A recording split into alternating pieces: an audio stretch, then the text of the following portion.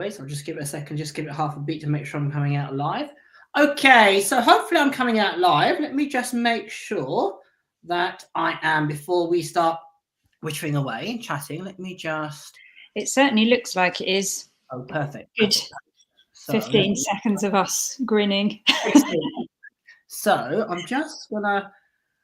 Excellent. Okay, cool. We should be coming out live. Okay, so I'm going to give it a moment for people to join and to just let me know that they can hear us okay. I think everything is good. And I just need to share this link.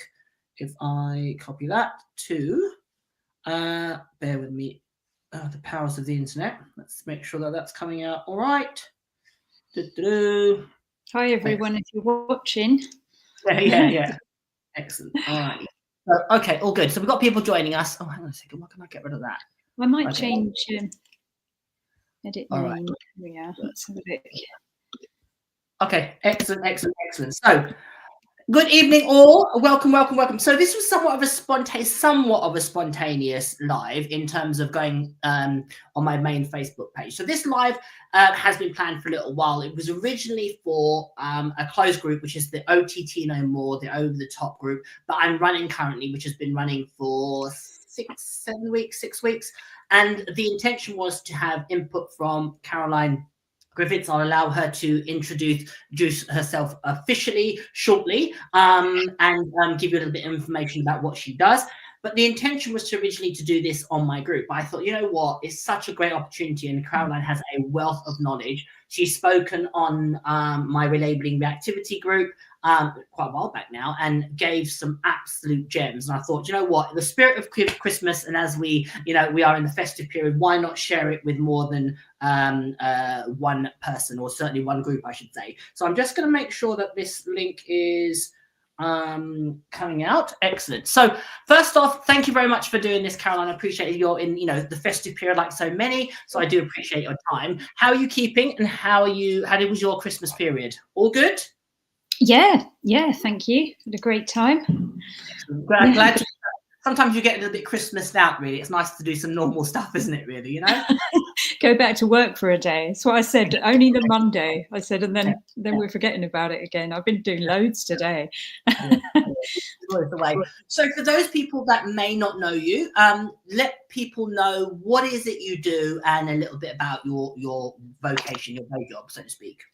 Yeah. Okay. Hi, everyone. So I'm a canine nutrition consultant. I work with pet food companies. I've been working with dogs for, a good 30 plus years. And I've been a canine nutritionist for over 20 of those. And I've worked in the pet food industry, in the manufacturing side of things, for 10-ish. So that's kind of the main sort of thing that I do. And of course, my side business, my side love, is also called Canine Flow, and that is running retreats for people and their dogs. I've been doing that for about 15 years, and yeah, absolutely phenomenal how the behavior changes when you're nourishing the nervous system of the dog, not just through food, which is vital to influence behavior, but also with emotions as well. So supporting them to emotionally ground and really nourish their nervous system with love and gratitude, and influencing their behavior by taking a look at ourselves as people and our subconscious stored somatic trauma, and then releasing that dramatically changes behavior. It is like, I'm always amazed myself. So for me, when I put the two together, you get the full holistic package, because you're working with the partnership of the guardian and the dog, and you're working with the molecular side of things, the nutrition, the biochemistry, if you like. So for me, putting those two together, I've been able to unite a lot of the science-based stuff that I've learned in the nutrition with my spiritual soul-based work that I do on the retreats. And that's what I really, really love to do, share the science behind why those two actually can unite, and how much happier the dog is, and the transformations that happen with the guardians and their lives as well, after they've been on the retreats, or even just through working with me to support their dogs with nutrition. People seem to pick up so much in terms of changes really they can make, or transformations they can make in their own lives. And yeah, it's just I love what I do. Juggling the two is quite hard. I find the nutrition is the busiest, but really my heart and my soul is in the retreats, but obviously I can only run those at certain times of the year. So yeah, juggling them, as anyone who runs any business knows, isn't the easiest, but I love both of them, so I'd never be able to choose between the two. Yeah. And so just tell us a little bit of background about how you got specifically into this particular world, and then obviously we can talk about the specifics of nutrition whilst people are joining us. Yes, because I'm really happy to answer questions. So if people want to be asking their questions in the comments, or if they want to email you in the background or message you, that's fine. If they're part of your group, I know. So, okay, so I started, when I was 16, I started working at a kennels. It's a potted version. I'll try and be a potted version at least. It's been a long time. So, yeah, so I started in this kennels, and it was a holiday kennels for cats and dogs, actually, so it was cattery as well. And we also bred and showed Pyrenean mountain dogs and Lhasa Apsos.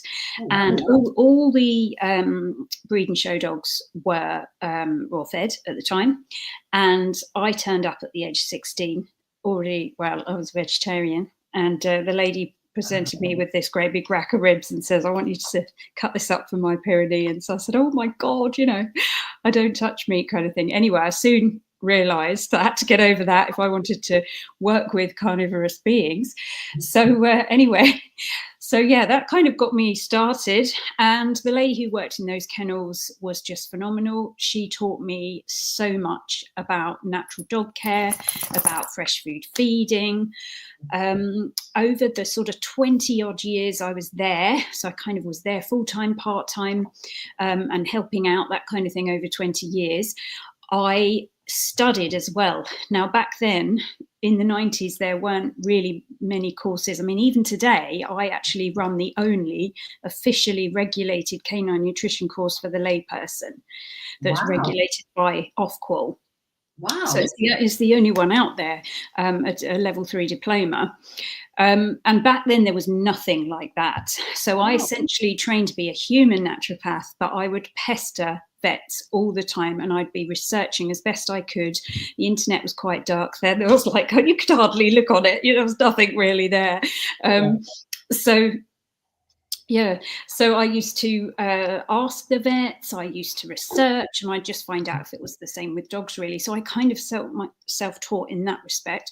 I then wrote a book about dog food and canine biology, which was shown to a vet who read it through, did an introductory part for me as well, like a forward, and then that was published. It was given to a pet food company MD, a big international one, and he said, you need to come and work for me. I want to bring fresh food feeding much further into the forefront. They still had those products, but they were like sidelined really, and he wanted to bring those into the forefront of the company, make those the top product, which he did with myself over 2.5 years, and we really stamped raw in the UK. So this was probably maybe 12-ish years ago. And it's kind of gone from strength to strength.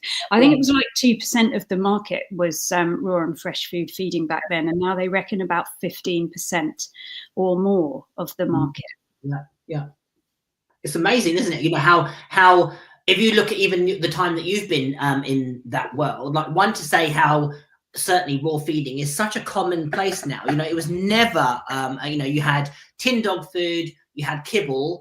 And I think it was really interesting when you mentioned about obviously the person, your mentor, that the old school breeders very much fed like more tripe and biscuit. It was very much the done thing, wasn't it, really, by certain breeders. And then I think a lot of the more commercial kibbles came on the market. They used to then sponsor a lot of the big show kennels. I remember they used to have adverts at Crufts, etc., where they would have a breeder and all their dogs would be fed on pedigree charm and so forth and so forth. So I think that then took a precedence, and that was down to really good marketing. But it seems like we've gone full circle and we've gone back to more raw-based feeding and natural feeding. So in terms of your daily work, and we'll get into talking about the retreats, because that's something that's more people should definitely know about. But when it comes to nutrition, obviously your journey into it was initially you stumbled into this world, and now it's very much a passion.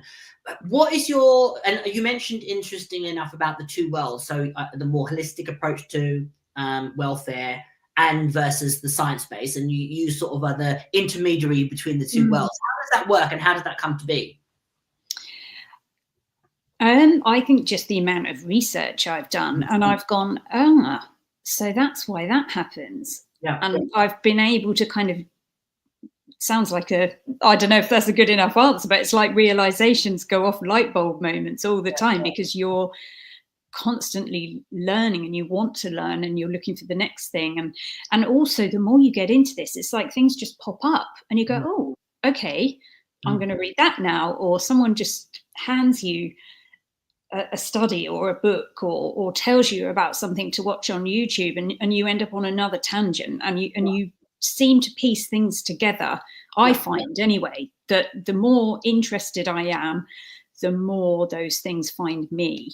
Yeah, that's amazing, isn't it? How these things, like you say, I suppose it's the universe at work, isn't it, really? So in terms of your what you do and the conversation originated, I reached out to Caroline. As I said, I'm at the moment, we're about 6 weeks into a course that's specifically dealing with dogs with arousal issues. And some of them are related to sports related arousal issues. Some of them related to behavioral challenges that people are going through. But the course is designed to help people work through a series of lessons that can help them from a training point of view and a behavior point of view.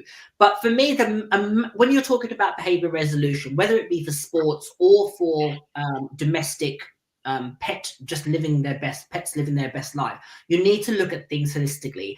And there's two distinct areas, in my opinion, that are commonly overlooked. One is definitely pain and the influence of pain and discomfort and the impact of pain and discomfort on behavior. But a massive part is nutrition, and specifically gut health. And I would say that is the next frontier of people considering it. I would say that people now, it's more common practice to consider pain and looking at that as a causation of behavioral challenges, specifically arousal. But I would say, I don't know what your thoughts are, Caroline, it'd be interesting to hear, but nutrition is something that's really overlooked often. And certainly gut health and gut well-being, if you want to call it that, is something that is often not considered. And the impact of diet, i.e. what we eat, influencing our behavior, and the way that we respond, the way that we feel, the way that we are, therefore, emotionally. To me, there's such a missed consideration in a lot of people's engagement or interaction with dogs with challenges. What are your thoughts? Absolutely, that's true. So firstly, what I would say is that nutrition is related to pain, and pain is related to nutrition. And pain is also heavily linked with the biome and imbalances in the biome. There's quite a lot of papers on that now, which can be found online. So yeah, there's massive links there between the state of the gut ecosystem and tolerances to pain, or even the inflammation related to pain, all that kind of thing. So they're really related. And I totally agree with you that we don't see pain in the way that I think we possibly could do with dogs. They seem to hide a lot, as you probably know. Many people have probably experienced with their dogs, especially if you go to a vet. So it's like the least likely time that you're going to find the pain. But also, I think we have this perception that if the dog is in pain, that they're really going to show us. And often they don't, you see. So it only then takes that extra needle in the haystack for something to happen behavior-wise. But so, yeah, I mean, there's links that way. But also, I think just because for me over the years, I think what we tend to do, and it's just a default human thing, is we tend to see behavior as a mental, mind-based, intellect-based activity or action. And I don't believe that it is. I think it's a whole body experience, that the dog feels a certain way, doesn't feel it in here, doesn't analyze in here and then act. The dog feels a certain way, and that body, that whole being of the dog becomes that behavior. It's like a flow of emotion. That's why I call what I do canine flow. So it's a whole body experience for the dog. They're really in that behavior. They're not just like, oh, this has happened, what should I do about it?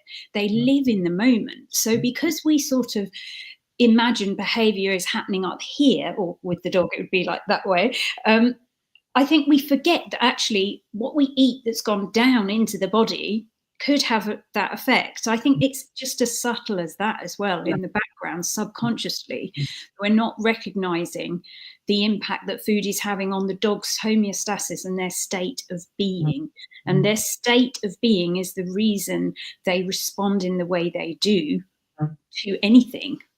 Yeah, absolutely. And I'd actually say even further to that, Caroline, I would say often people would perceive a behavioral reaction, let's just say a reactive outburst. They look at it as the dog is doing it to be naughty. The dog is naughty, it's aggressive, it's disobedient, and you can fill in the blank. And as you've so articulately put, it is often it's an emotional reaction. It's not the dog. Often it isn't the dog consciously saying, "Oh, I'm going to do X," because it's the dog doesn't even have that. It's like you say, it's just the dog exhibiting or trying to communicate with us, and that's the bit that I think is often overlooked. And I would say further to that, even often the dog can't help but react in that manner because it is feeling a certain way, like let's talk about, if the dog isn't, if its gut isn't, if you've ever had stomach upset, food poisoning, anything like that, you feel like anybody coming into your personal space, trying to make physical contact with you, you become more sensitive to sight, to sound, to touch, to smell, to everything. Your senses are much more heightened. So if somebody, even a loved one, comes up and wants to hug you, it's like, oh no, get off, don't touch me. And it's not because you don't feel affection for them. In that moment, you'll feel so bad physically. The last thing that you want is for somebody to be, in your personal space. Dogs don't have that ability to articulate to us, you know what, my gut's not feeling well, or, and it isn't. The other thing I think is what we often miss with dogs is it can sometimes be the, what we put into their system, or the not being aware of we put. It can be not necessarily, it can take time to build up, is what I'm getting at. If you're fed a certain diet, that can certainly contribute. Your dog's health, your dog's gut health isn't in the best shape, and then the dog is, it's not that the dog is necessarily in that moment having a reaction because of the dog that comes into, it's because it just feels awful. It feels it doesn't feel great and well in itself. So from your experience in what you do, what are the most common problems that you see in your work to do with nutrition? What are the common signs that a dog has a nutritional issue? I would say mostly so itchy skin and yeasts are quite high in terms of consultants, and gut issues, of course, probably come a close second. It depends on the time of year. Sometimes a year you'll get more itchy dogs, and some you'll get more gut issues. But they're the top two, really. So pancreatitis comes in with that, and then what we tend to get after that is the situation where there's an expensive veterinary food which has been suggested for, say, kidney disease, and the guardian is looking to see whether there's a different option for their dog that is either better for them or doesn't cost as much. So, I think when they're sort of faced with that bill, they're kind of like, okay, I wonder if there's another way to do this. There's a lot going on with dogs, a lot of all this as well. And I think you're right in terms of we often wait as guardians until we see something before we do something about it. And really it's what we do before to prevent that is more important, because by the time your dog's showing itchy skin or any kind of diagnosable gut issue, pancreatitis or IBD or IBS, whatever it might be called at that time, even just gastroenteritis, which is basically inflamed gut, this has already been transforming behind the scenes internally for the dog for a while. Now, sometimes you could get acute pancreatitis for some reason, but generally speaking, all of those things, and itchy skin especially, it's been happening for months, sometimes years, before, and it's not until you see the itchy skin and then you're going, oh, well, what have they had last week, or what have they had yesterday, and actually it's what they had 2 or 3 years ago, and building up right until that time that the body just can't cope anymore. The body says, I need to throw this toxin out via the skin. Now that toxin, if you like, might just be certain hormones that the body can't cope with, that the liver can't cope with.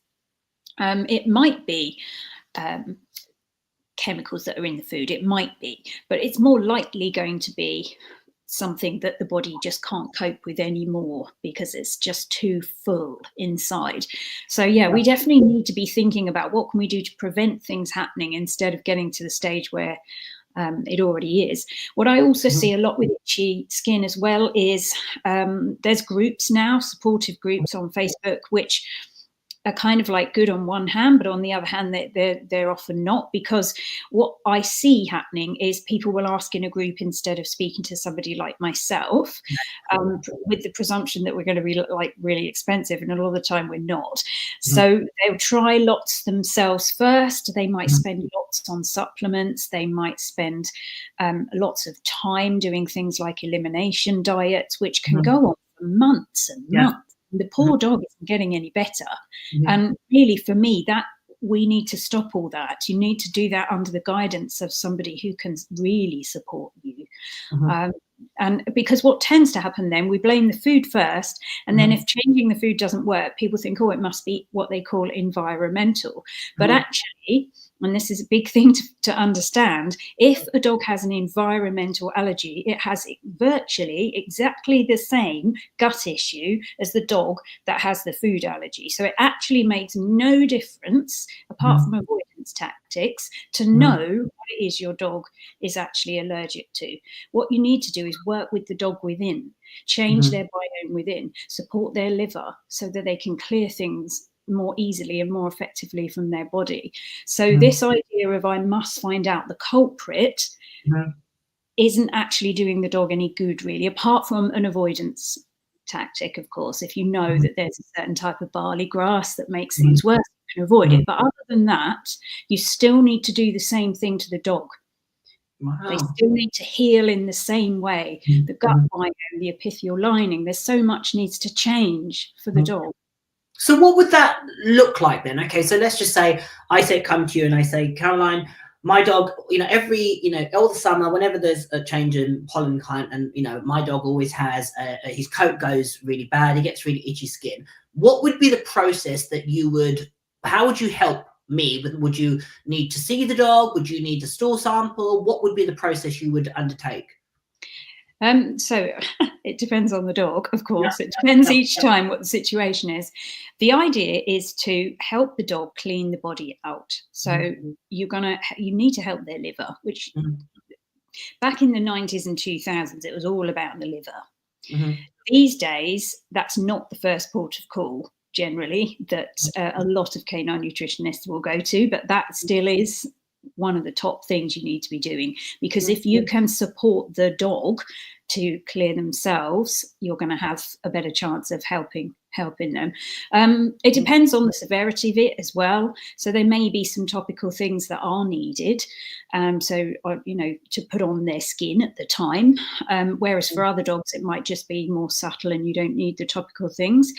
But you definitely need to be helping them to clear anything from their body and reach more homeostasis, and also not putting anything in which could compromise that. So the things that compromise the dog's body being healthy are processed food ingredients, sadly. So a lot of the carbohydrate-based foods, those will impact it. Anything that feeds yeasts as well. So sometimes it is vegetables, and there are ways to feed the nutrients that dogs would get from vegetables without feeding vegetables. You can do it with super greens, for instance, which are usually anti-yeast as well, if that's what the dog's got. But you also need to be looking at addressing their biome. You may need to be looking at healing their epithelial lining. So it's going to be things like bone broth. I love bone broth. That's really, really good for helping to do that. So they're simple things, really. But clearing the liver does often get missed out, and that's a bit that I'm really keen to help happen for the dogs. Yeah, so the biome now the biome for pets. Biome for Pets, or Pet Biome, I think she's also got as well as a brand name. They are the only independent lab. So they don't have supplements and products to sell you afterwards. They don't funnel the results down into one of their products. Yep. So they're the ones to go for, really. Yep. And they will give you a full biome test, and then you get a quarter of an hour with their MD Carol, who will talk to you about what's been found. Certain types of bacteria are more prevalent in itchy dogs. Certain types of bacteria are more prevalent in pancreatitis dogs. So all that kind of thing. And she will talk to you about which compounds. Usually it's just one plant compound that Carol's had over 15 years worth of experience looking at this data to know what happens to the gut biome when certain plant compounds are added and which bacteria are likely to rebalance themselves. So, you know, you don't have to be giving them loads of supplements as a result of that. But if there's no point just buying loads of probiotics and hoping for the best, because you've got no idea if the dog needs those ones. And sometimes adding those in, if the dog has got too many of them already, which you don't know until you really have a look, it can have a more detrimental effect. So I think it seems like, oh, it's easy enough to start doing an elimination, and it's easy enough to get some probiotics or that kind of thing. But I think there's more to it, really. And because it's happening so much, it's now getting like, oh, well, I tried this and I tried this. And I think generally, I just think people need more support. This is why I've set up the APNC with Katie. So Katie is another pet nutrition consultant that's been in the industry for as long as I have. And we set up the APNC, the Association of Pet Nutrition Consultants, fairly new actually. And what we're aiming for is veterinary regulation for pet nutrition consultants, which would be amazing. So anyone who's an APNC member has been through a mentorship, which means that they are essentially the gold standard of canine nutritionists at the moment in the UK, if not the world. And that, they're going to be veterinary regulated soon too. So yeah, it's brilliant. It's good news. Sorry, go on, Caroline, go on. No, you know what I was going to say as well is what's interesting as well for the behaviour side of things, I know that interests your group, is that one of the things that Carol was telling us at the Natural Dog Expo conference last year was that during the lockdown, a lot of her stool samples were coming through and getting higher and higher in a certain type of microorganism, bacteria called Prevotella. So it's like a species of biome. And when dogs have higher Prevotella, they tend to show more anxious behaviours, more nervous behaviours, less calm. And she saw this steadily increase. And now we're at kind of a crisis point with this Prevotella, where she's seeing it in almost every dog, and definitely all the ones that are having the anxiety. So one of the things I'm working with Carol to do is to create what we call an FMT bank, which is a fecal matter transplant bank, so that dogs that have got low Prevotella, which we're on the hunt for at the moment, can donate a sample, which is then in a sense freeze-dried. Carol has a great way to do this, which means that you will be able to use this FMT to give this to your dog on their food, and they eat this, and it will help them to rebalance that gut bacteria. Because, some of this anxiety-based behavior is really related to this, and it's so tough to change, even with diet. It's tough to change because Sorry, go on, carry on. Sorry. No, I mean, that's it. The levels have changed so much, and it started happening. Why does she think that happened then, if it coincided with lockdown? We don't know for definite. It's just that's the pattern. So I think, because the thing is as well, is we are in an ecosystem, and we forget that as human beings sometimes. We're in an ecosystem with our dog. You know, we share biome with our dog all the time because we're with them all the time. We share biome with those that we live with. We share biome with people in our block of flats. You know, we share biome with our whole street and our whole town and our whole country, and it goes round like that. So there's lots that changes if biome isn't interacting. So She suspects, we don't know for definite, but we have discussed that it could be because we stopped interacting as much. And so it limited the biome's ability to adapt and change and grow and evolve, essentially. Oh. And I know we saw, I mean, there was lots of, coverage of how ecosystems across the globe changed because of lockdown, and there wasn't the level of pollution and activity, etc. So it must have had a knock-on effect to, you don't even think about these things, do you? And how that then trickles down to our dogs, and therefore, as you said, the biome, and how then that trickles down to their gut health. And like you say, it's really, it's one of those weird things that you go like, you don't consider it. You wouldn't even consider that until it's such a prominent thing, and something specifically in your industry. I mean, I would have no knowledge of that data, as I would draw the conclusion, it must be as a fallout of lockdown, and not that it's a physical thing that's going on with our dogs. That's incredible, isn't it? This is it. I mean, we sort of understand that the lack of socialization would have had an impact on them, but we don't realize exactly the extent that it can have an impact on them, not just emotionally, not just on a learning and development side of things, but actually physically with their biome as well. It's had an impact on them. That's quite, when you actually, that's a real had a light bulb moment as you said that. You go, you wouldn't, you have, now when I think about it, now you've highlighted, you go, God, that's so obvious. In lockdown, the world literally changed, didn't it? It's changed how we have been functioning for hundreds of years, and in a moment it stopped.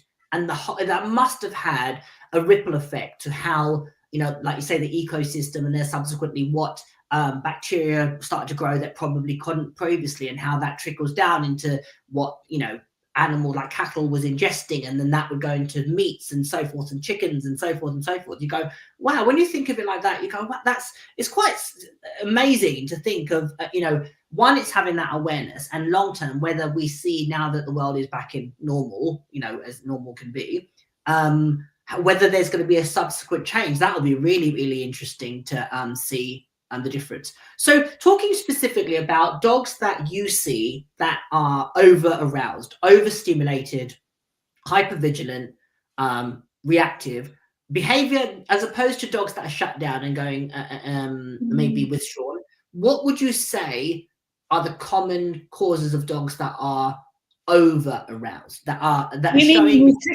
nutrition wise, or just what I've seen in the last 15 years of running my retreats? I've probably got more to say from that side of it than nutrition. There will be, Prevotella is linked with prey drive. It is linked with prey drive as well. But mainly it seems to be, mainly like dogs that can't cope being around other dogs, dog-to-dog aggression, or what we think is going to be aggression, as you're calling it. This higher arousal around it, anything that triggers that response in the dog. Nutrition wise, I think that really you do need to get the gut biome sorted.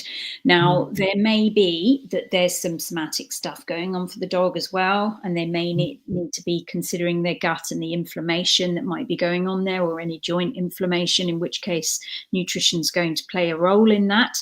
One thing we do now know, and it was brought back to me again, because having been involved in it for so long, you sort of read things and you take them on and you know them and you practice, and as a consultant you don't quite know how you know all this stuff, and then someone says, oh, have you read this? Or what happened is my student produced this fantastic literature review as her final essay, which was so amazing, and I read it and went, oh my God, I totally knew that and forgot that.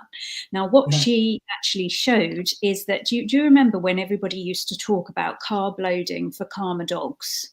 Yeah, this was a thing, and it still is in some of the behaviour world, that it's related to tryptophan release. And what she showed in this literature review was just how little actual science is involved in this. So the studies were biased. They were funded by high carb kibble companies. Price. That was like, wow. And they also, the other studies, anything she could find where it's being discussed, any other sort of citations, if you like, they weren't to actually publish studies. There was only that one published, which was funded by the High Carb Kibble Company.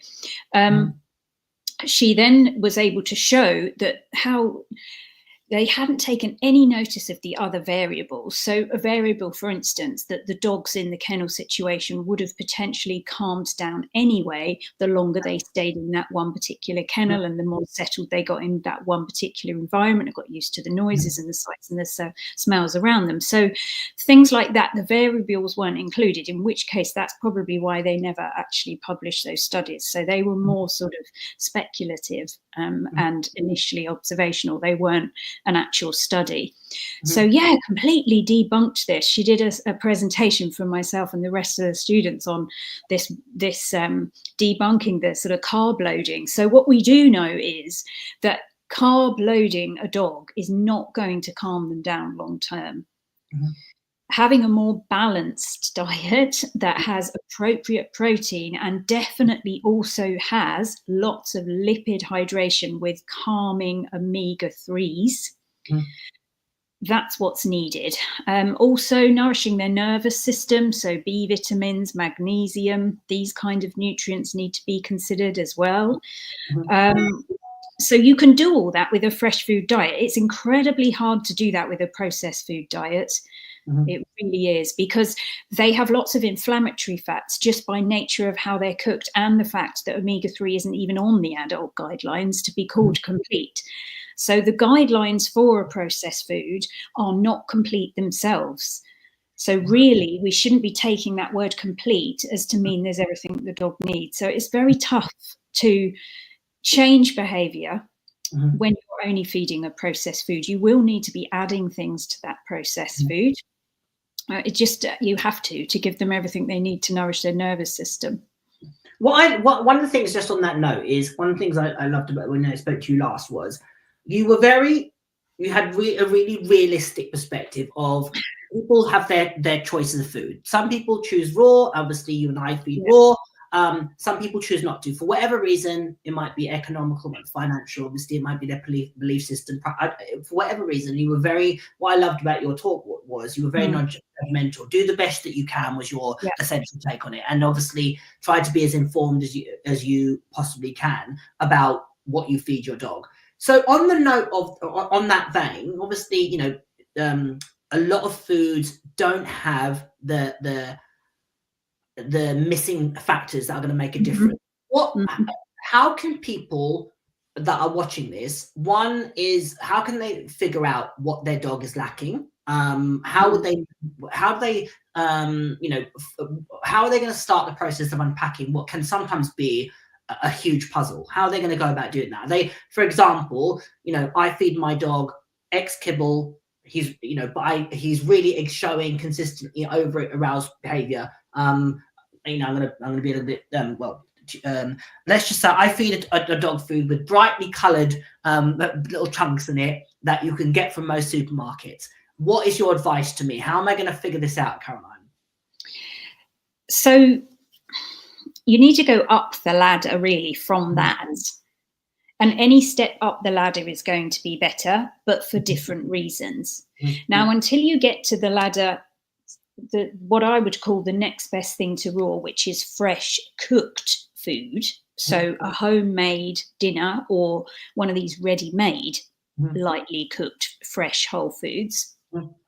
Until you get to that, or raw, there are going to be certain things that are missing. It doesn't matter how much you pay for that processed food. It doesn't matter what the marketing says. They do not have everything a dog needs, because they only have to adhere to certain guidelines, to use that word complete. So there will not be enough omega-3 for that dog. So you have to find a way to add omega-3. Now, the easiest way to do it is with sardines in spring water. Now, some people might not want to do that, so you can use algae oils. But these are the things we know about. So we know that they're not in the food, and they're also not in the food because of the temperatures it's cooked at as well.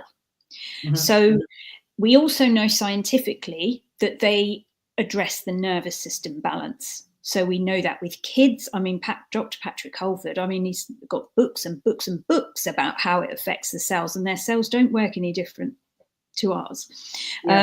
We also know that companies like Limp Bells have got reams and reams of science about why adding an omega-3 supplement onto a processed pet food supports the dog for behavior, for health, for all sorts of inflammatory conditions. So the science is there, the knowledge is there, and it's not in the food. So you definitely have to be adding that. Then comes the minerals. So magnesium's the top one, top nerve nutrient, but also other nutrients like selenium and zinc. All of them, really, to be fair, but because they all kind of work in a synergistic fashion, but these are like the top ones for that. So they are often added in, because they're not in the food by the time it's been cooked, they're added in, and they're often added in synthetically. And I've seen some really, really well-marketed brands using oxide versions of nutrients, and they're not absorbable by the dog. So they're in the food, tick the box, but they're not getting in the dog. So you need to be adding something like, I know, it's like a super green, like wheatgrass, which is anti-yeast, by the way, wheatgrass, chlorella. There's a really great super green by the Dogs Lounge. The Dogs Lounge have like a multi super green, and that's it's just packed with minerals, all the minerals that won't be in the dog food. Vitamins are much easier to put in the dog food, especially the fat soluble ones, and especially if you're adding in the omega fats, because they're like the transportation for those around the body as well, so they're going to be more likely to get to where they need to go.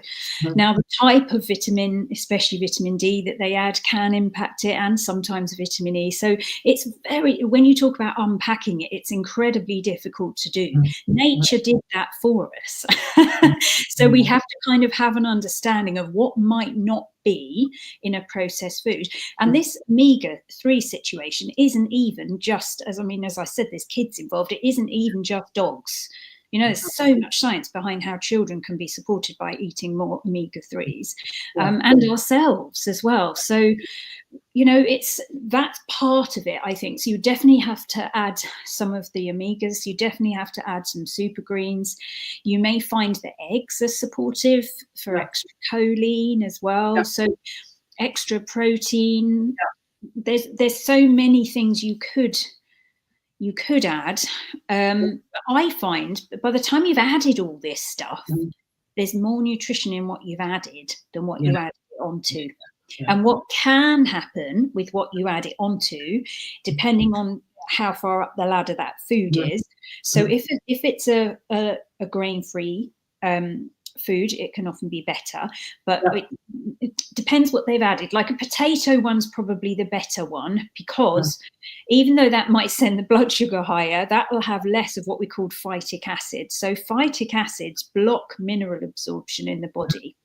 So if you're throwing on the minerals in the super greens, and then you're feeding that on top of a carb-based or a lentil-based food, you're adding that onto a food that's already going to block the absorption of it. So they might get more of it, but it's fighting with each other all the time. Do you see what I mean? Like, to me, it's easier just to learn how to feed cooked food. If you're really not wanting to do raw, you're doing your dog a better service by learning how to feed home cooked food, because it is so easy, and they do it ready made as well. So we don't even need to worry about the worry we may have of feeding raw for whatever reason that would be.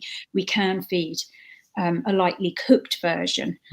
I don't know if that helps, or whether that adds. You know what really struck out in what you said was, it's really interesting, because you know, my daughter's vegan, and she's been vegan since birth. So, well, actually before birth, because her mum was vegan when she carried her. And I'm not vegan, so, you know, it's not like I'm, you know, anti anything, but I'm not vegan. But her mum and my daughter is. And as I said, my daughter's been vegan beyond birth, or before she was born even. And her palate is so susceptible to taste certainly. So she doesn't like anything excessively sweet. Like, you know, every now and again we try and give her a treat of, you know, you can have a chocolate for whatever. She would come, like she went out, just to give you an example, she went out trick-or-treating for Halloween. She had a bucket full of sweets, the vegan sweets that people gave her. She never touched any of them. What she wanted when she came home was cucumber, because her palate is so susceptible to sugar. And the difference in her behavior, if she has sugar, honest to God, it's like night and day. And she's a quite busy child.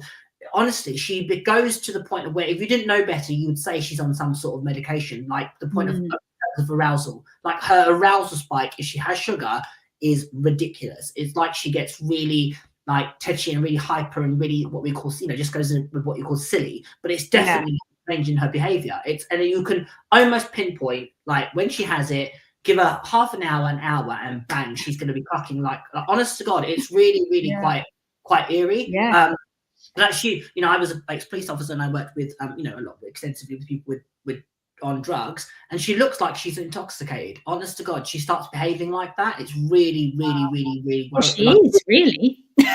She is. Yeah, and it makes you then question, doesn't it? Saying about the amount of research that they've done into what we feed children. You know, it would be like giving your kids 7 days a week McDonald's, like, you know, and then wondering why you're seeing a shift in their behavior. Well, we don't seem to make that connection with dogs. So you mentioned earlier, because obviously I don't know how many people would be aware of, Caroline referenced, you know, there was a real, what we say, a push, marketing, whatever, to that if you increase carbs in your dog's diet, it's going to make them calmer and more amenable. And that was a you know, a tactic that was used, should we say. And obviously Caroline has mentioned that's been dispelled, and we now know is been debunked.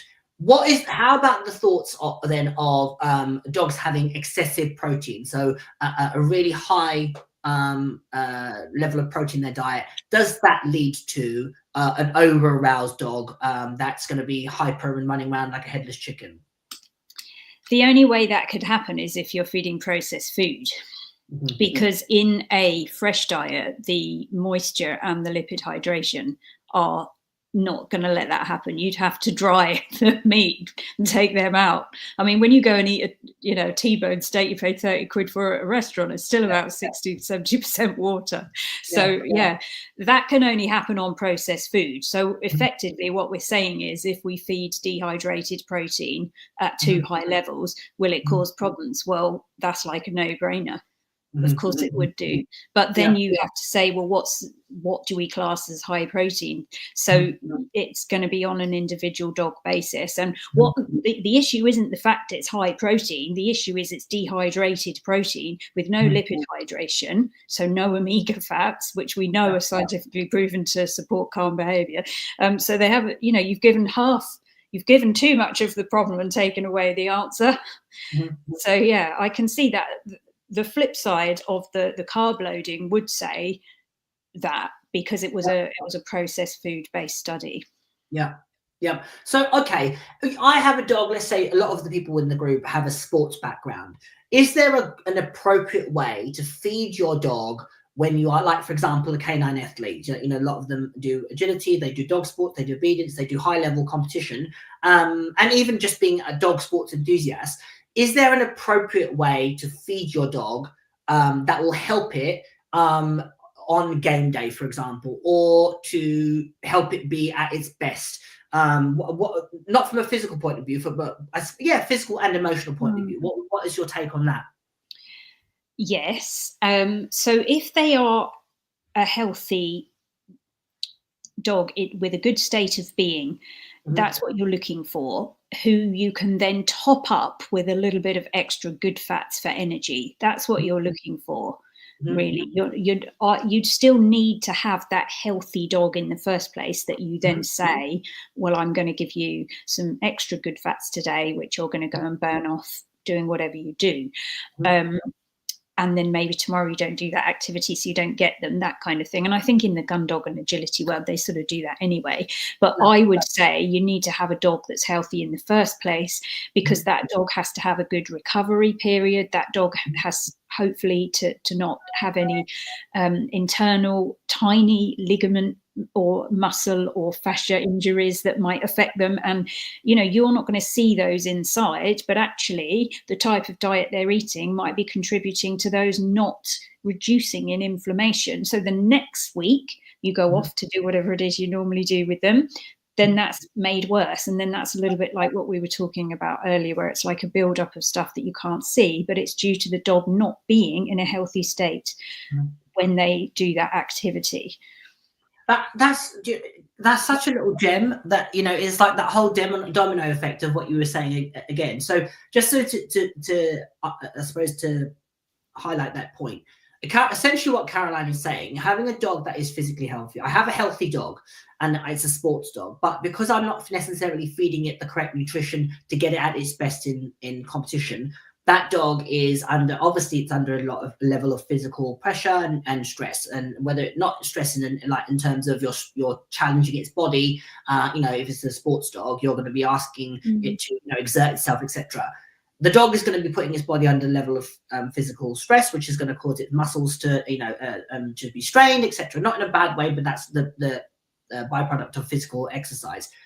If the dog doesn't have a level of the appropriate nutrition to help its body recover appropriately, that's going to have a domino effect. So the next week you go to competition, that dog's muscles are going to be a little bit more fatigued. There's going to be more likely to be injuries. They're going to have little tears and lesions that aren't going to have healed appropriately because the dog hasn't got the appropriate fuel in the engine, so to speak. 3 weeks or 4 weeks later, we now see a dog getting anxious in competition. And it might not be because the dog isn't trained well or you've done all the groundwork. It could be as a byproduct of that dog masking, actually, mentally I'm really trying, but my body isn't able to do what you are asking of me. And then what we see is the dog displaying over-aroused or anxious behavior. But actually what the dog is saying is, my body can't do what my mind and my training or my desire wants me to. And that's where you can see that domino effect. And that's such an important, message for people to look at what fuel you're putting into your dog. It needs to be appropriate for their lifestyle. It needs to be appropriate for preparation for certain events. It needs to be slightly tweaked on game day, for example, to give it that additional support. So in terms of your work with nutrition and, let's say, holistic approach to dogs and behavior, what would you say is the number one thing that you commonly advise people to do that in your line of work? What's the most common thing that you have found yourself saying time and time and time again? Grab yourself some bone broth. Bone broth. I mean, if people don't want to swap from the processed food because they're worried about the dog's gut, bone broth. If people have got an itchy dog and don't know what to do for the best initially before they speak to an APNC consultant, get some bone broth. I mean, it just is so healing internally for them, and especially if they're on dry food, it really, really is. So yeah, that would be like my number one thing that I tend to find, or have a biome test as well, but also not just have the biome test with Biome for Pets, but to have that 15 minutes and really pick out what it is you've got to do and ask for help, because we are here, people that aren't extortionately expensive and have got kind of 20 odd years experience. We are here. And the thing that I'd say in the times that I've spoken to you is how passionate and how, I'm sure everybody is appreciating how knowledgeable Caroline is. It's like, she has an extensive body of work in this specific lane. And hence why, whilst I can give my opinion, Caroline is giving her expertise. And there's a very different, I can say, oh, this is what I feed and I like to feed this and whatever. But Caroline is talking about seeing dog after dog after dog after dog who is in a state of discomfort, pain, anxiety, etc., that has been changed and affected by improving their nutrition. So I'll share contact details after this. So let's jump to, so there is some questions that have been asked, and let's go to those, okay.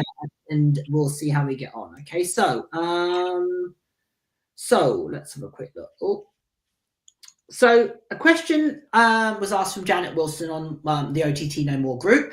So she said she's unable to make the live, but she Let me just read this. But would be interested to know, sorry, I'm unlikely to be able to join the live, but I would be interested to know what I can add to Chino's her dog, I think he's a Malinois, low purine diet. His behavior definitely changed, as in he became more food obsessed, trying to even lick the kitchen worktop within weeks of starting it. But being on allopurinol and possibility of urinary stones restrict us. I use cooked chicken and turkey along with broccoli, carrots, eggs, or frozen strawberries and blueberries added to his diet in the form of treats and kongs. He's currently on Purina urinary kibble. Does that make sense? Did you get all that? So he's definitely lacking in anti-inflammatory fats. This is the kind of situation where, if you work with an APNC consultant, they use something called the Small Animal Clinical Nutrition Book, which has the guidelines for ailment-based foods as well. So one of us could recreate that Purina food. Okay. Funny that I want to clarify with Janet that I'm talking about Purina, a brand, but she's also on a low purine, which... Yeah. So I hope those two things it just so happens it's called Purina, I think.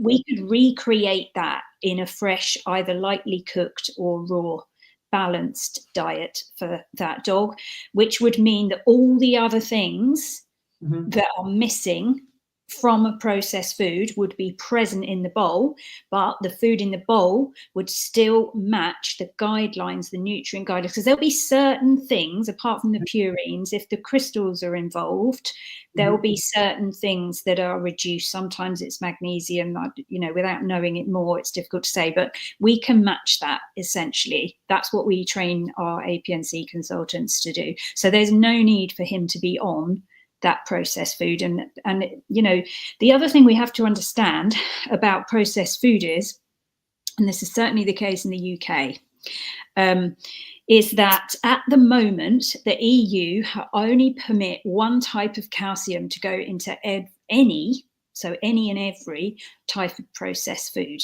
Okay, no matter what the brand, right down here, right up here, doesn't matter. You can only add calcium carbonate as the calcium source. So that's chalk. So it's the least bioavailable type of calcium. So there is a pandemic of dogs that are calcium deficient. There's got to be, because this is not bioavailable. It's not. And all the highly bioavailable ones, they were taken off the permitted list around this CJD? Creutzfeldt-Jakob disease and mad cow disease time, because they may have been related. As far as I can get of some kind of reasoning behind it, but essentially they're only allowing that one type of calcium in. So that's something else we need to consider as something that isn't even in our dog food. So then we think to ourselves, well, what about the calcium phosphorus balance? Well, yes, it will be balanced in the bowl. Doesn't mean it's going to be balanced in the dog. So there's so many different things that we need to consider. Processed food has its role initially for ailments like that, just for peace of mind sometimes for the guardian and the vet, because vets are not trained in nutrition. This is why they will hand you the bag of food, because it's easier for them that another brand has done it for them. So they want to help. They want to help, but there's got to be that they can't obviously understand that, and that's biochemistry. So it's I find it amazing that there is such a strong veterinary push behind processed food, whereas when you go to the doctors, first thing they tell you is, well, make sure your kid's eating loads of fresh fruit and vegetables. It's complete. They're the only health professionals fully pushing, except for the ones that don't, fully pushing processed food. It's fear-based, and I totally get that, because it's like, oh my goodness, this dog needs to definitely have low magnesium because he's got a certain type of stone. Well, we definitely need to give him that food. I get that, but you don't have to do that just with that processed food. You can do it with a different type. So sorry, probably went off onto a passionate No. And on that note, so one of the things that there's more questions. I'm going to come back to this. One of the most common arguments people have is they're concerned about their dog getting, things like salmonella, bacteria infections, and their Okay, so that's easy though. Come up because they could just feed lightly cooked. There's no need to avoid whole foods. Secondly, there's only ever been 2 big worldwide studies on pathogen transmission, and the 2 studies, one, the results of transmission, foodborne transmission, was rare. The other one, foodborne transmission, was low. So the fear side of it will say to people, oh, there's bacteria in there, so it's got to be a problem. And the science has only ever said it's not. We've had no science that says the transmission is a problem. So this is another exciting project I'm doing this year with Carol. And what we're doing is we're going to have all these dogs. It's going to be all organised, and we're doing it properly so we can publish it. And we're going to be feeding them and swabbing them. And then we're going to be testing that saliva afterwards to see which of the salivas, whether the kibble-based dogs, whether the tins as well, because obviously that's a different way of feeding, and the raw, who has the most amount of salmonella. Because so far, Carol's preliminary data shows that dogs that eat processed food have a higher amount of bacteria in their mouths because periodontally their bacteria is not as healthy, so their teeth are rotting quicker. Wow. So, yeah. That would be really interesting to see the outcome of that. That would be really interesting. It will be. Okay, so we digress, but I just wanted to get that in because I know that's such a common thing that people are concerned that their dogs are going to get. You're right. And it's what puts them off. And this, I want to just reiterate and stress that this is not about saying you must. This is about saying to you, here's some options to consider. Here's some information, and you can tell that Caroline absolutely knows her stuff. Here's some information to consider. If you have a dog with a current behavioral challenge that you may want to look, you've done the training, or you're in the midst of training, you're working on behavior modification, you're working for a course like the OTT No More process, but there's a missing link. There's something that you feel I'm just not hitting that final difference or making that final difference. The thing to consider is the physical entity. It could be physical pain. Obviously, that's a whole nother conversation, but it does definitely overlap with nutrition. Nutrition and what you're putting in your dog system is definitely going to be something to consider. So another question. So this is from Mary Horn, who unfortunately couldn't make the live as well. But she asked, my youngest boy, who's 3, struggles with loose stools, especially when aroused and mostly out and about. Sometimes I'll see he's about to lose it in the middle of training session. Oh, sorry. Usually if we're training with others, it's hard to tell if it's stress in the cause or the result of a tummy trouble. Even at home, he sometimes just seems uncomfortable. He had Gardia badly when he first arrived, and this was during COVID, and it took a year to get it dialed in. Poultry seems to make it worse, so he's mainly on beef, raw, and fish kibble. We tried a huge number of things, different probiotics, calming supplements, different diets, Imodium, etc. We're seeing a Chinese herbalist acupuncturist in January. I would love to help. Would love any help to getting him more comfortable. Great question. Did you get all that, by the way? Yeah. So he's got an underlying gut issue, and then what the gut tends to do if there's any period of stress that comes in is that it will do a flush through. So that's probably what's happening when he's in that training and he's panicking and he has the loose stools. So it's the gut it's easier it's almost like the body goes alert, get rid of stuff. So that can happen under a stressful situation, or it can happen because you've eaten something and it goes alert, get rid of it.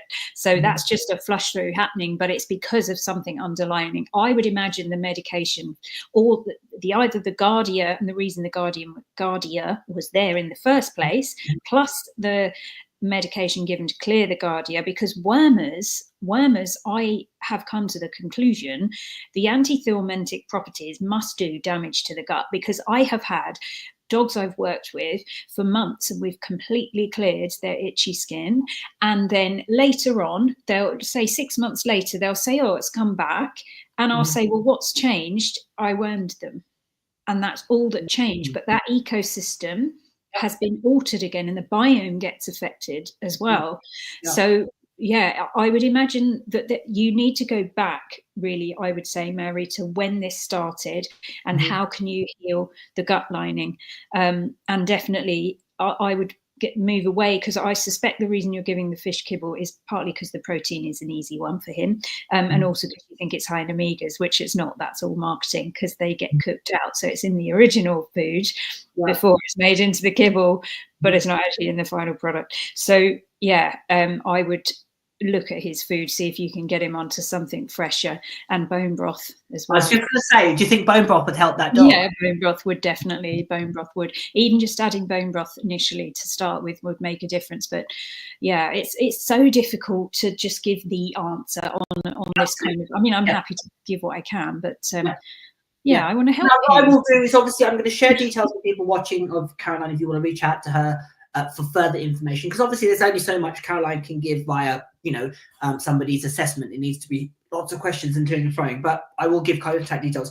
More questions. So I'm just mindful of time. So are you okay to go I for love a couple questions? I'm fine. Okay. I like answering questions. Okay.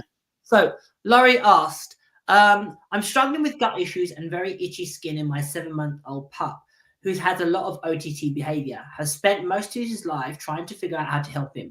Western vets have no clue. So excited to get information. Where do we sign up? So, and she further asked a question: homemade bone broth or commercial? So 2 questions there from Laurie. Any thoughts about that? So getting her dog's gut health under control and itchy skin. Any thoughts? They're all going to be linked. They will be linked. I would go to Biome for pets or Pet Biome. Don't go to the Biome with a number at the end. They're the ones that have got the supplements and they channel you in. They mean well, but you don't get a proper diagnosis, really. So yeah, just looking at this as well, it's all going to be linked. It's so linked, it really is. The behavior, the itchy skin, the gut, it's all part of the biome and the health of the gut and the liver. And the liver as well. It would need some support. So I don't think it's switching this often with a young dog like this, switching them on to fresh food, whether you start with lightly cooked and move to raw at a later date, that's fine. But just the switch is often enough to heal the gut, because the body can cope with the food better. So sometimes the switch is enough. That's all you need to do. But it's not with all, but sometimes it is. So coupled with also some bone broth and some other supplements that might need to be put into place to support the dog. It depends. You have to have a proper conversation. But so, yeah, homemade bone broth or commercial, it depends which commercial. Homemade is a lot cheaper, and you can put in apple cider vinegar or herbs that you might want to add in that are safe for dogs and that kind of thing. So homemade is always great, because also you can put loads of love into it, and you can really put your good emotions into that as well. So on that follow-up note, because it's another question that's come up, there's one in between and I'll come back to that, which is, have you a recipe for bone broth? I don't, but there's loads on YouTube. Just make sure they're for dogs. They're so, you don't really need a recipe. You just need loads of bones in a slow cooker. Yeah, you don't really need a recipe as such. But if you look on YouTube, there will be people showing you how it's done. It takes hours. Yeah, Excellent. It's easier than you think, though. Excellent. Okay, so going back to another question. So Rachel, oh gosh, big question. So Peg has seasonal skin allergies where she starts to scratch her eyes. My vet says to advise antihistamines. As a young dog, she ended up on steroids. These work, and I stop as soon as she stops any symptoms. The vet thinks it's probably an environmental trigger. There are a lot of fungi in the woods which coincide with her reaction. She's fed Eden kibble. I struggle with raw, but having read ultra-processed people, I do wonder, will raw food help, or if she's generally allergic to fungi will, and then I don't think it shows the rest of it. See, this is where, because the underlining issue hasn't been dealt with, it then becomes that the dog is more reactive to things in the environment. This is what I was talking about before. So again, you can feed lightly cooked to this dog. There's no reason for them to jump straight to raw. If raw bothers the guardian at all, then I would go to whole foods, lightly cooked. But you will obviously need to speak to someone to make sure you're feeding a balanced diet, because it's obviously much harder to get the mineral content in because you've taken away the bone, because you cooked the meat, so you have to take away the bone. So there are tricks of the trade, of course. So yeah, I would say, can you bring that question up again? Just double read it. Yeah, of course. Yeah, go for it. Oh yes, so the antihistamines,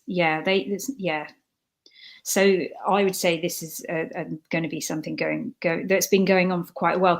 Because it's seasonal, it can appear that there's an external trigger, but actually the whole year there's something going on internally with the gut, I would say.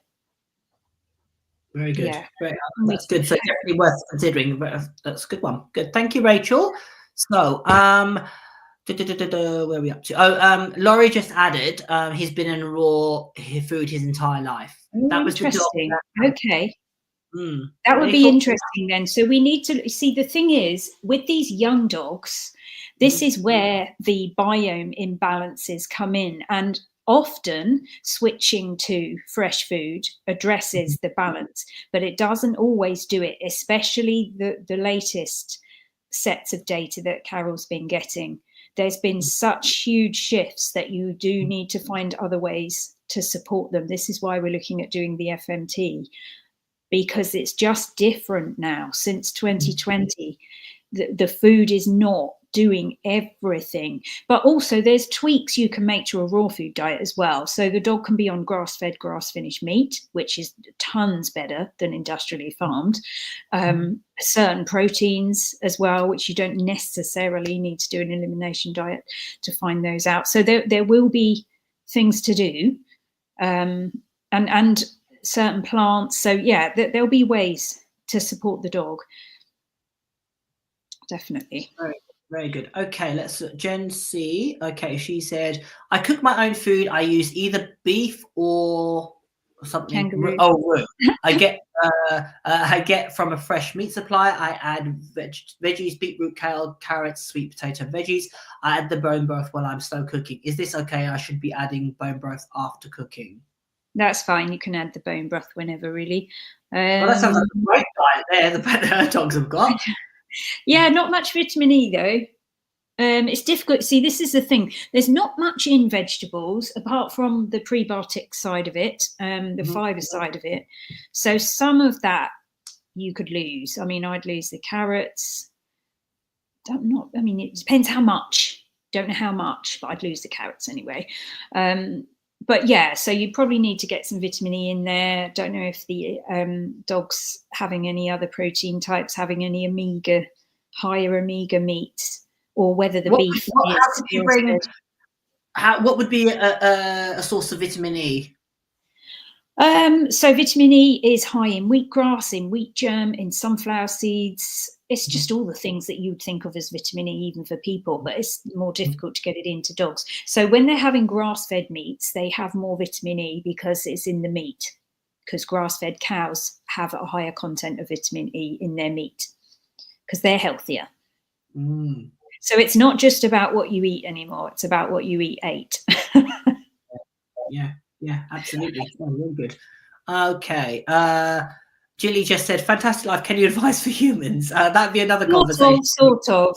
I do know people that can, though. But it is interesting how connected the guardian and the dog is, and how often the biome issues can be with them both. Definitely. Really, and the emotional side of it as well. Definitely. Yeah, because I mean, you're so I'd like to tell people about the Natural Dog Expo, but I'd also just like to throw in my my penny's worth, if you like, about what I've found over the years about highly aroused dogs since running my retreats. And I don't know if you've ever read the book. The closest I've come to anyone describing what I do, but it's not what I do, but it's the closest, is Kevin Behan's Your Dog is Your Mirror. Right. Have you ever read that, or hasn't? I don't know if anyone's ever. No, but I will do. I'll pick it up. But yeah, so I don't like his techniques, but he's essentially talking about how we nourish the nervous system and how emotions are like an energy flow, which is what I've always seen in dogs, is that a dog that's got this, it's almost like their background level, their state of being is more full of emotion and full of what I would call something that's ready to flow, like a vital life force. And it is so full that they are, when something triggers them, it all comes out in a rush.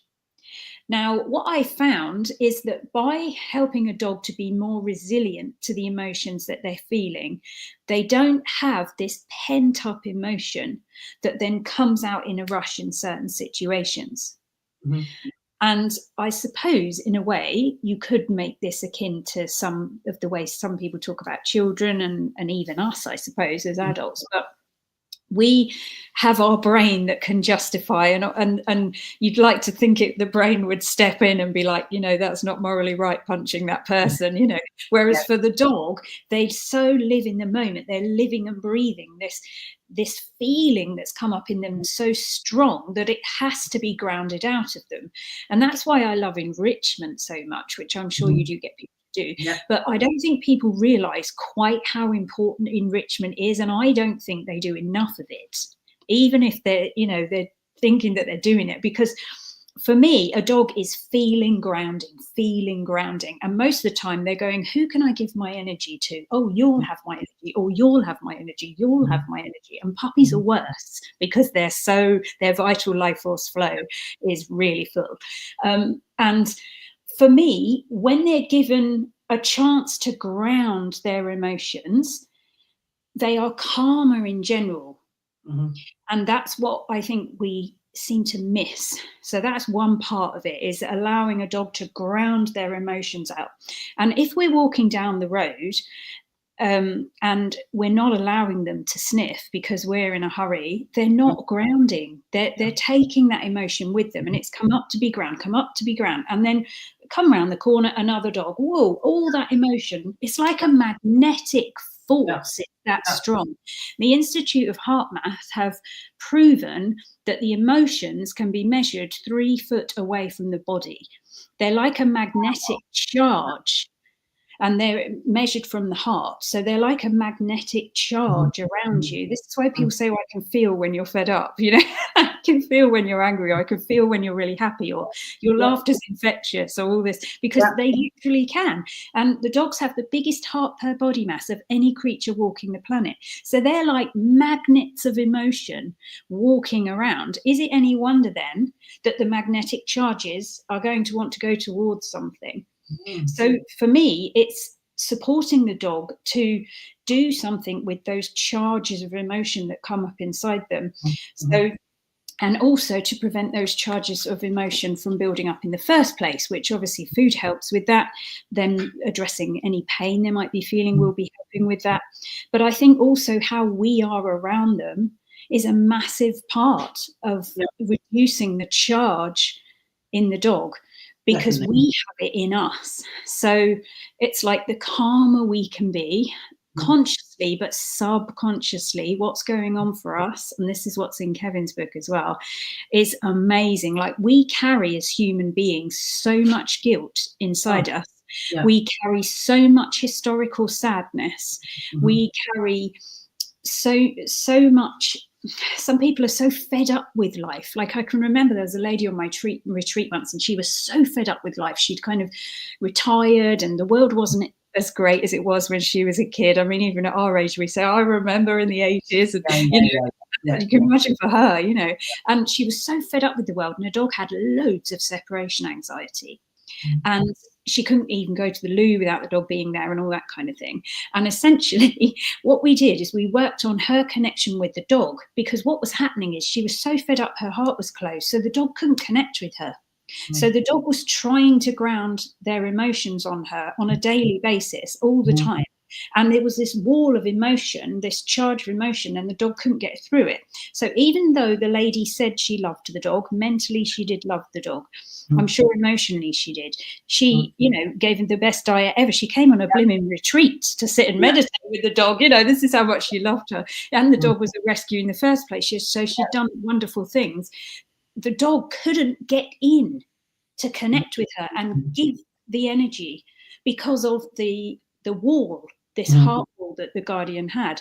And the difference in the two of them, once we got through that, was just amazing. It was amazing. And the dog doesn't have the separation anxiety now, because the lady has been without, like, mentally, the lady couldn't even realize that was what was going on.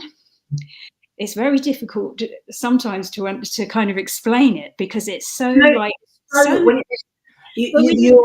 training. You're speaking so my language. I think I have more conversations now with people about the relationship they have with their dog and trying to unpack that, and possibly the trauma that they brought into it, and looking at the relationship and looking at their connection. I always say to people, dogs are hardwired to sync up with your emotional Wi-Fi. They are meant to do it, and that Bluetooth connection can sometimes be what's causing and helping and hindering the dog overcoming a challenge. Certainly with anxiety, or certainly with dogs that are over aroused, that's a huge part of it.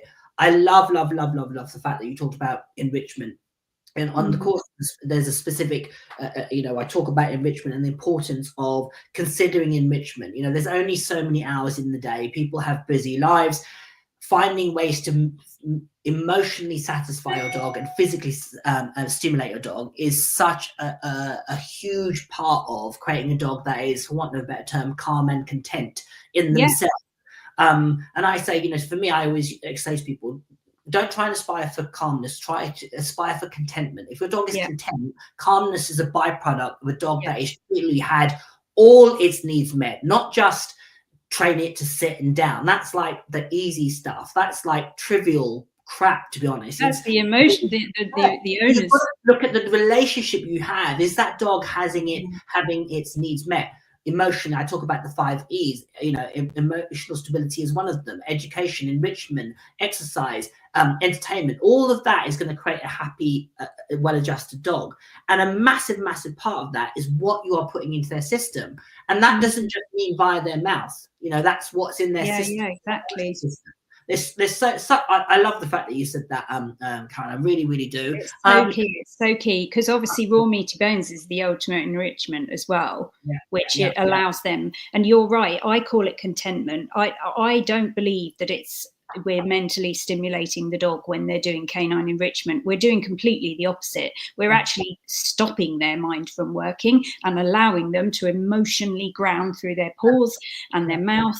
And this charge of energy, this magnetic charge, gets taken out of their body and grounded, and that makes them content. It's got nothing to do with the mind. I think we over process what the mind could be doing. And really, the mind isn't really what we need to be looking at with dogs. To be truthful, it's all supposition. We're thinking we know what the dog is thinking. We don't really know. We're all making. I make an assessment, and it might look. You look at it. We're all looking at it from our own lens and our own perspective of what we believe of a dog. We believe that some people believe that our dogs are trying to dominate us and assert their authority. Other people believe that our dogs are, looking at the world in a certain perspective. And I think the thing is if we all got a little bit more on board with going, hang on, are we actually meeting this dog's needs as an animal, as as a dog? And for all all their weird and wonderful shapes and sizes, there's things that one dog is going to need very differently from another, and it's catering for those specific needs in a way that is looking at things holistically. There's one more. There's a couple of points I just want to share with you. So one was, Jency said you just described Bear, which is fantastic. I love it when people make those connections, and me or you or both of us. You did. I think when you were talking about the magnetic charge. and also the dog that has that emotion to go. It's such a big thing. They want to put it on you, really. Do we share our microphone with a dog? Yeah. So come to the Natural Dog Expo. It's the only conference in the UK that has the top experts in not just food, but natural dog care. And I've got Carol talking. So last year, Carol's talk was phenomenal, but that was the one where we learned about the Prevotella, and hence I'm working in the projects. So just a fantastic event. If you go to the naturaldogexpo.com, you'll see the photos from 2023, the photos from 2024. We literally did not stop smiling the whole event, or going, oh, wow. One of the two, like, the naturaldogexpo.com, yeah? The natural dog. Oh no, it's just natural. There's no but the event's called the Natural Dog, but the website's just Natural Dog Expo. Okay, I'm going to share that. I'm going to share that website in the comments so people can have a look at it. So I'm very aware of your time. So just to draw things to a close, where can people reach out to you? How can they find out a bit more about you, your work, and your retreats if people are interested about that? Where can they reach out to you, Caroline? So Canine Flow, that's here next to my name, it's just canineflow.com if you want to learn more about the magnetic field and the charge of energy that dogs have and how we can help them with that and how we can work to reduce our subconscious trauma and stuff. That's all on there. It's like your soul connection with your dog, really, and it's so easy. There's nothing, we don't have to talk about crap or anything. It's so much. It's all about moving forward. None of it's about going backwards. It's really, really good, the retreats. I've got people who come every year. Where are they based, Caroline? I do the retreats in Wales. Yeah, lovely valley, which I just adore. Yeah, I never found anywhere like it. So I've been going to the same place for 15 years. There's nowhere quite like that. So yeah, canineflow.com. APNC to find a consultant, or see my individual website to find a consultant, book a consult with me, and not one of the APNC. APNC are like people that have been mentored by me and Katie. So they're just as good as us, really. But you're going to have to write this one down.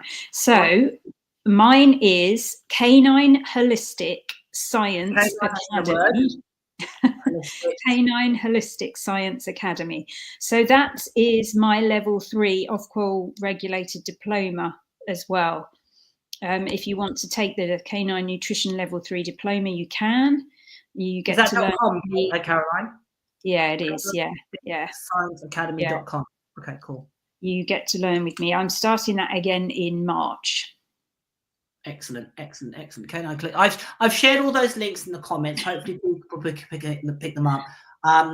Caroline, it's been fantastic. I could honestly, the time just goes like that. I just love listening to your knowledge, your passion, and the fact that you have dogs at the forefront of what you do. Thank you very much for your time. It's been absolutely fantastic. If you want to find out more about what Caroline does, reach out to her. Obviously, independently of my premise is always about lifting all ships. And if you can get help for your dog and its challenges with Caroline in your corner, then have at it, is what I say.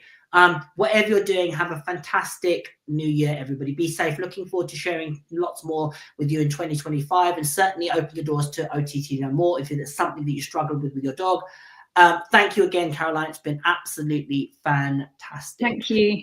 Thanks for having me. My pleasure. All right. Bye, everyone. Bye.